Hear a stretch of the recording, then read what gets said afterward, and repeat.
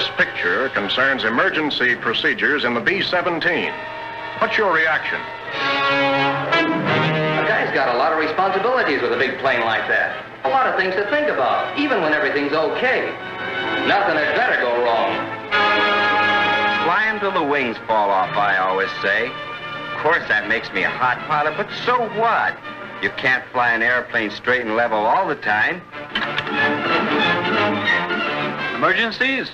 What you do about them sort of depends, doesn't it? Sounds logical. Go on. Well, I mean, there's a lot of different things can go wrong. Depends on what the trouble is and what the circumstances are. Sometimes there's only one thing you can do. Sure, hit the sill.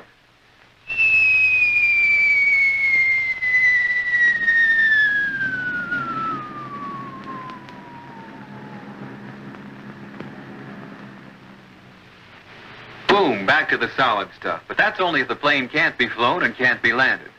You can land her when you can't fly her sometimes, and without a landing field, too. Sure. Slide her in, place her belly gently on the ground, and slide for home.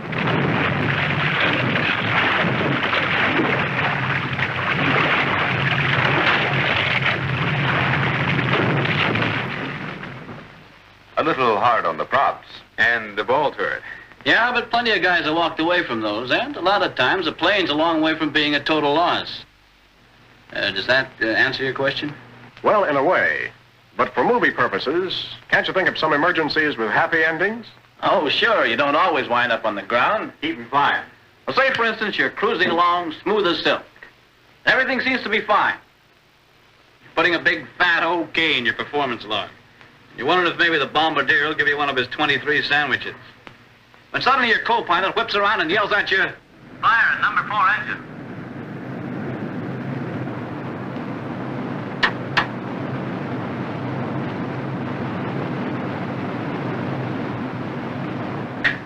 And in a few seconds, you've done about all you can do, except hope and maybe pray a little. Speed is the thing. Good point, Captain Scott. Can you slow it down enough to explain the reasons for some of the things you did? Well, sure, I guess so.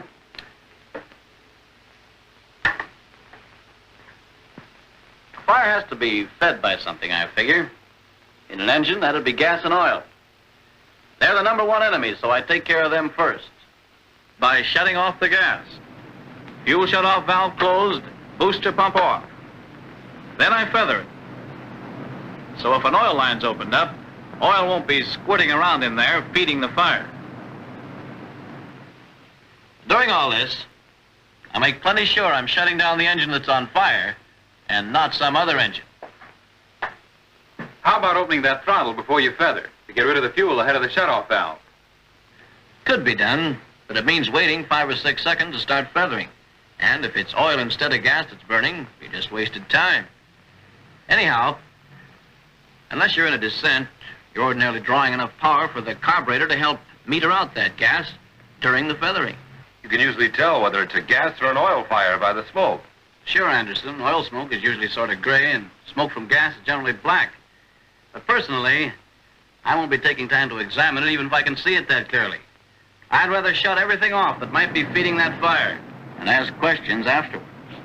My co-pilot increases airspeed to try to blow the fire out, diving the plane, or if altitude is low, increasing power on the 3 good engine. Meanwhile, I get the cowl flaps open on the engine that's on fire to help cool things off in there. Then, lock the cowl flaps so if the hydraulic line's broken, the fluid won't keep feeding the fire. The only other urgent business left then is to look for some level geography and hope that you don't have to use it or the alarm bell. Of course, somebody's got to keep the airplane flying. The guy on your right or you. You got to keep up that wing that's lost the power and see that airspeed stays within the recommended limit. It's no good putting out an engine fire if you lose an airplane doing it. Chances are the fire will go out if you use what you know and work fast so it doesn't get too much head start on you. Then you can get your airplane trimmed when everything's under control and clean her up. Get the ignition off on the feathered engine, close those open cowl flaps to reduce drag when you're sure the engine fire's out and things are cool enough, and fly her back to base on 3.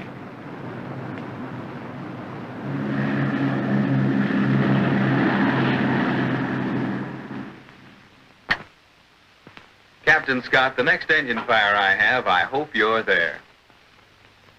Thanks. Want my autograph? I guess not. All those X's look alike to me. Okay. What about these emergencies? You got any ideas about them? Why, sure. The floor is yours, Captain Sellers. Thanks. Well, let's see. Scott here goes in for obvious things like engine fires.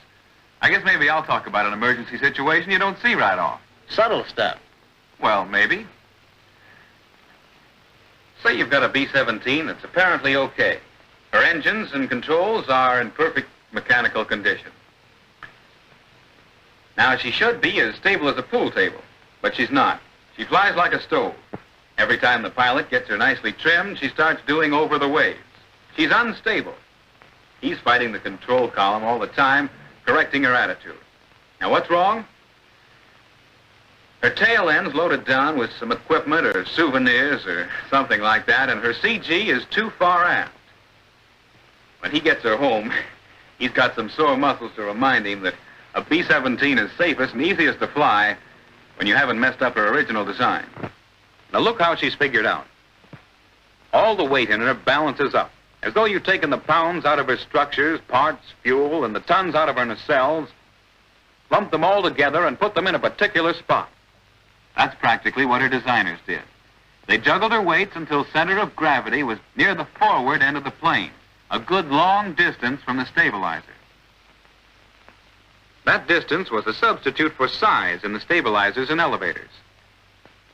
Making them large would have given them power to control the attitude of the wing, but would also have increased drag and weight. So they were given the needed power another way, by keeping the area fairly small and by placing the airplane center of gravity well forward. And that gives them a lot of leverage to work with. With the airflow around her, center of gravity becomes a sort of pivot point. The airplane flies just as though she were suspended from a rod across her wings. Trim your airplane for level flight and she'll hold her own. When a gust hits that wing, causing it to rise, pushing her nose up, the stabilizer's angle of attack increases. They grab a little more airflow, and that small added force multiplied by all that leverage is enough to overpower the wing with all its added force. The airplane restores to trimmed attitude and trim speed. She's got longitudinal stability. Okay, but if Joe Dokes discovers a lot of room in her tail where he can put stuff and loads her up, she's like a different airplane. Look what's happened to her center of gravity. It's moved back. It wasn't riveted down, it's a point of balance. Move the weight and you move it. That pivot point moving back has shortened that lever arm. And the elevators and stabilizers have lost a lot of their leverage that they had before, a lot of their power. Now when a gust hits her wing, developing more forces up there, that tail is helpless.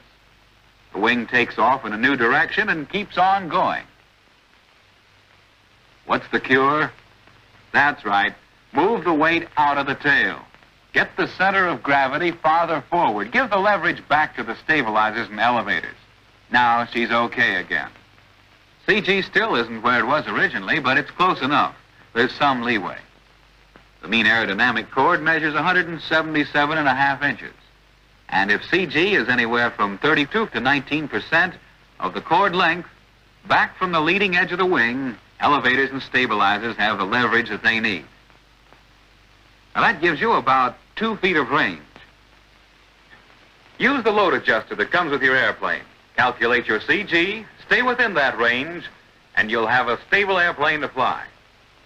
One that's less tiring on long missions, more accurate for bombing, and safer on instruments. Nice lecture, Doctor. Thanks. Just one loophole. That business about the airplane being loaded so far aft it's clear out of control. It's pretty extreme. Well, it isn't impossible, is it? No, but you can fly them when CG is after 32 quite a bit, even after 35 with a downspring. It's hard work, yeah, but it still isn't what you'd call an emergency. It could be. Well, Well, look, say you've got an airplane that's unstable because of rearward CG. You're in the overcast and you're on instruments.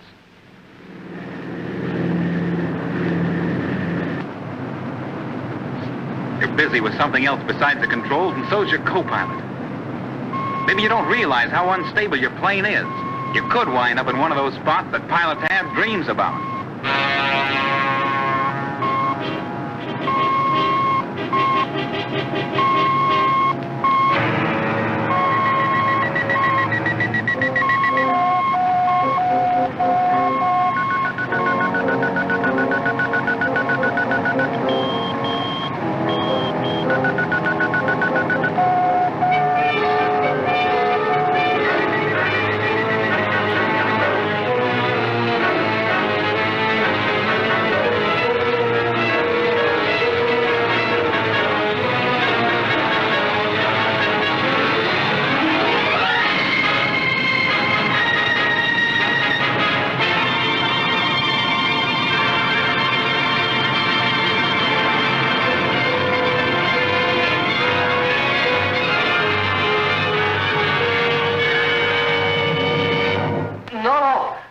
Chances stalling the B-17. Stalls are too dangerous in such a big plane. Control forces might overpower the pilot. But that nightmare belongs to pilots who've never stalled the airplane. Not that they should rush right out and try it. That's prohibited. A stall is no picnic. But it's not ordinarily a serious emergency either. Unless the pilot reacts too slowly or does the wrong thing. I was thinking of a pilot who stalls his plane inadvertently. He knows what goes on, sure, he'll be okay. If not, it might be bad, that's all. Captain Sellers, this is a training film. What about stalls? Well, in general, well, the stalling characteristics of a Ford are quite a source of comfort. Power-on stalls are more violent. Power-on accelerated stalls are dynamite, just as in any plane. Most stalls aren't that kind. That's my boy there who's talking. Go on, you're doing fine. What happens? Well, let's see. The B-17 goes into a stall. The stall begins at the root of the wing, spreading out toward the tip, so that the wingtips cease flying last. That's good. Completely stalled head-on, she drops without much tendency to fall off on one wing. Ease her nose down and you're flying again. The danger of spinning out is slight because of that dorsal fin. It's one of the biggest vertical stabilizers in the business, and it gives the airplane directional stability. So her tendency, instead of spinning out of a stall, is to hold the direction in which she originally stalled. That's good, too. When you stall on a turn, of course, you've got a low wing to think about. Use the rudder to lift it. Never use aileron to recover from a stall. It'll only make things worse. And your control reaction should be immediate, but moderate, never violent. You don't need to dive her. Ease her down as soon as you get the stall warning. Warning usually comes about 5 miles an hour ahead of the stalling speed of the airplane. The tail buffets, and you know something's about to happen, and you usually have plenty of time to recover during that warning period. Don't slam her nose down. Just bring it down easily to the horizon, and you've got full control again. She won't even settle much. Go into action when you get that stall warning. Chances are you won't ever get into a really violent stall. In any case, if your plane's loaded right, you'll have both longitudinal and directional stability to help you keep out of trouble. Those two and a combination of a good working knowledge of your plane is all you need. Sellers, where'd you get all that book learning? Book learning? One kind of a stall you overlooked. A lot of guys were afraid of it. What's that? Stall when you retract wing flaps. Like on a go-around, where you're pretty close to the ground and can't afford to lose altitude. Well, what about it? Sure, Anderson, you give out for a change. How much to it? You won't stall when you spill your flaps if you're above flaps-up stalling speed of your plane. Reassuring, Captain. Care to go into the reasons why? Well, it's really pretty simple. I'm not much on studying. Books, I mean. Like Sellers. Say, listen. So I asked a guy about it one time when I had the chance. He's one of those aerodynamicists who works in the wind tunnel. Pretty smart Joe.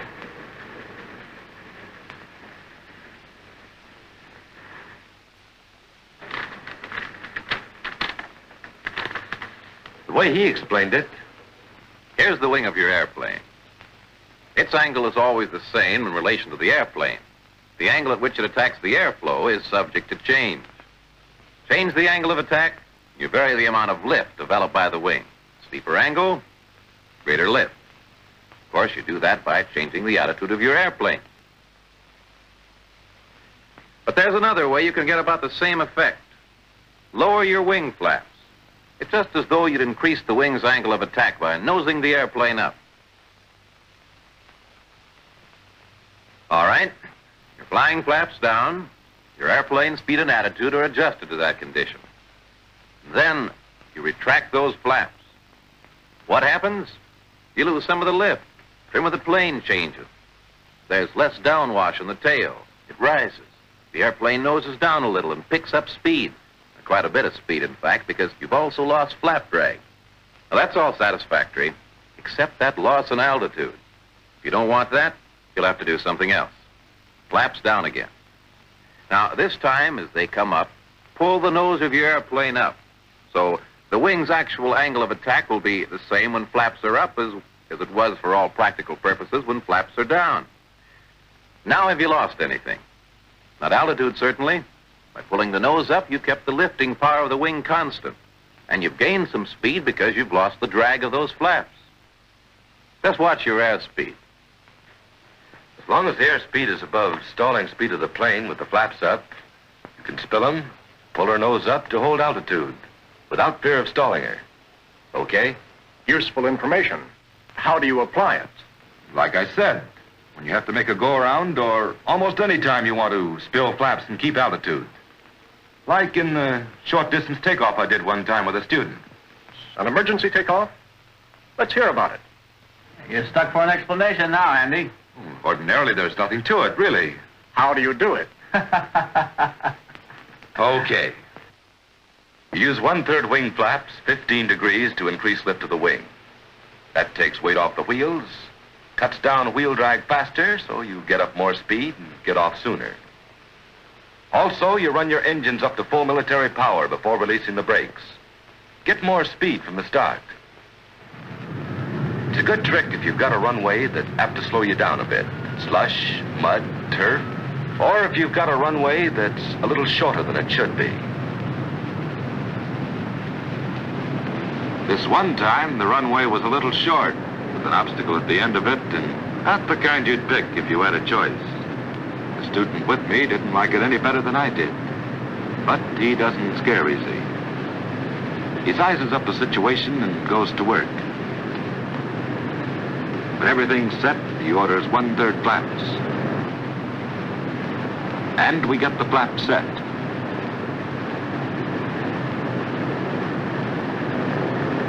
Then he pours the coal to her, building up to full military power.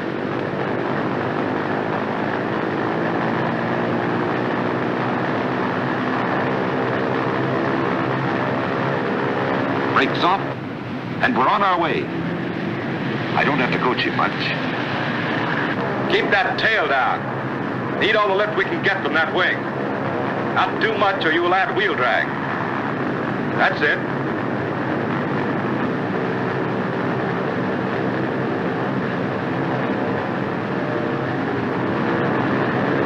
Gear comes up as soon as possible.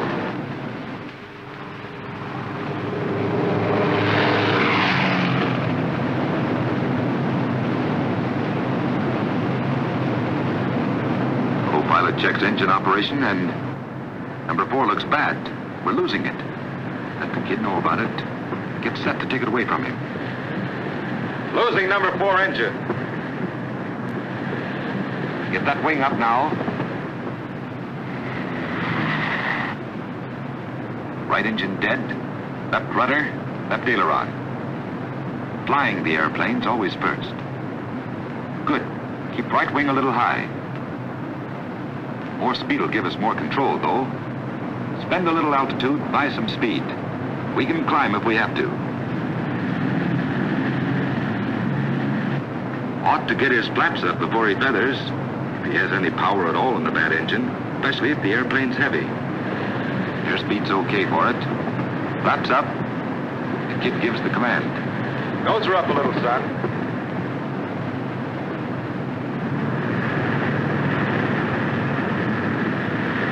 Still work to do.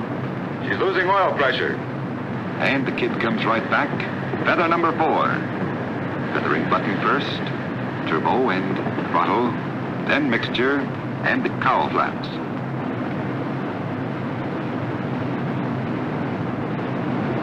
Heard about a joker once who feathered the wrong one.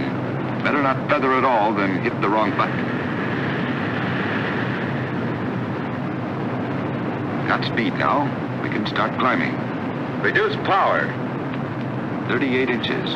RPM 2300. Always should have at least 100 feet of altitude. And airspeed of 135 before reducing power and starting the climb.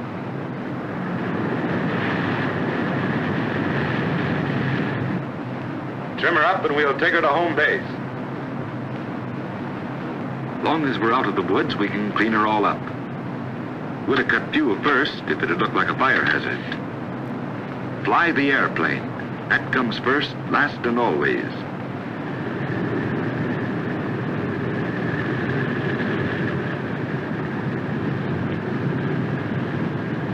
Rest of it's pretty much normal procedure, bringing her back.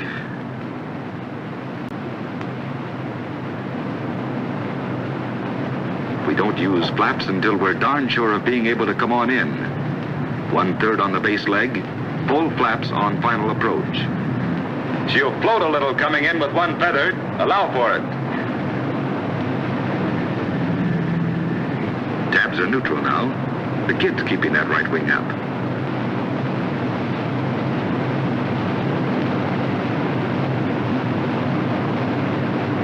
Keep it well up until you're on the final approach and reducing power. I guess the kid'll do.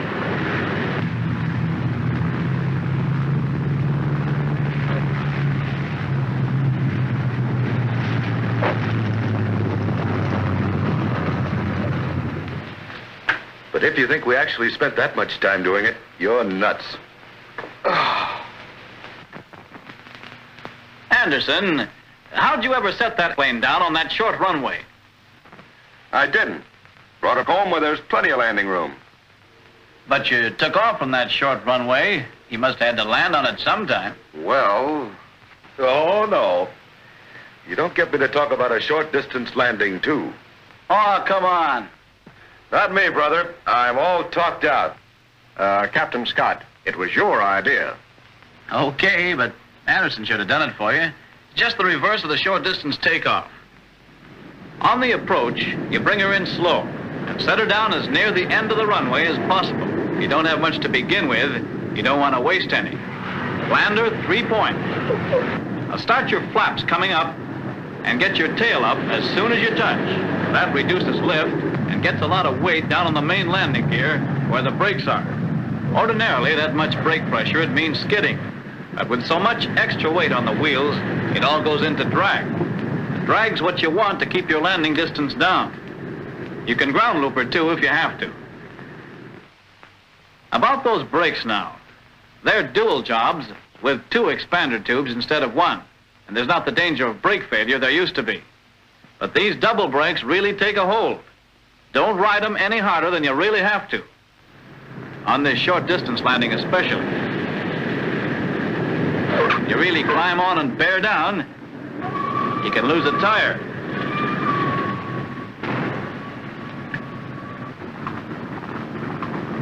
And having one of your wheels disintegrate isn't going to help you stay on the runway.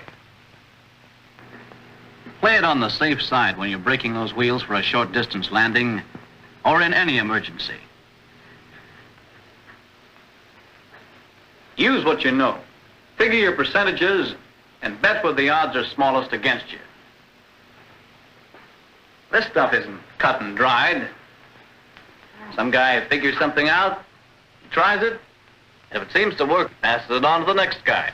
Who's done some figuring for himself and probably knows a better way. Sure. Anderson here doesn't speak many English, but what he means is keep your mind open. Work at it all the time. Nobody has the last word in stuff like this. That's right. Not even in a movie.